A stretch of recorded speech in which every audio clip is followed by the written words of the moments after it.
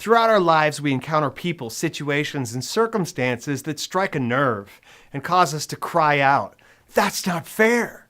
That is so wrong. That pisses me off." Or some version of the same sentiment. You get the point. We notice something in our life or our larger world that is a clear violation of the way things should be. So we call it out and we become justifiably outraged. Why?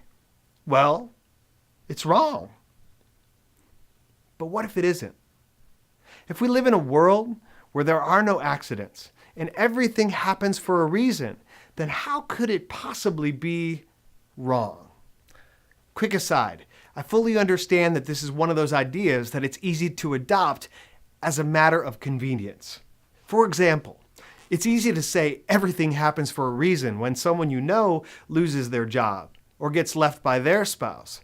But when it's your job or your spouse or some situation that is just too real for you, then it's okay to indulge in a little outrage, right? Wrong. I mean, right.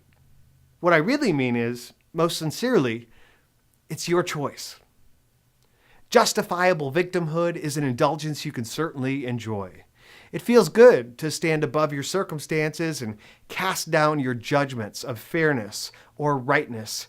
But like any indulgence, there is a downside, an eventual cost that must be reconciled. The cost of complaining or stewing in the toxic negativity you observe is that you begin to experience it in greater volume and frequency. It becomes your world and it will consume you.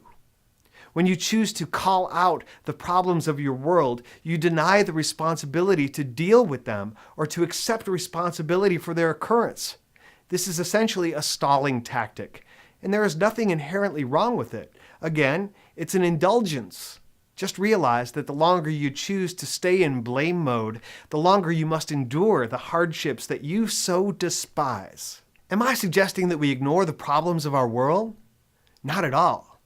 I'm suggesting that we see them for what they are, which is illustrations of ourselves. When we notice something outrageous, we generally are pointing to a quality within ourselves that we know needs some work. Even the enormity of world events can be interpreted as our personal issues needing attention. Granted, they are blown up into greater proportions and generally set at a distance so that we can fully appreciate them. But I believe that they're manifestations of the struggles that we face in our own thoughts. And in order to change your external world, you must first do some work internally. What needs work? When you're ready to move on from victimhood, simply ask, what do I need to change about me? You might need to rethink some of your beliefs. Maybe you need to make some apologies or extend forgiveness where it has never been earned. Perhaps the work involves changing the way you talk or listen, or simply learning to sit still and do nothing but contemplate the stillness and silence around you. I have some work to do. How about you?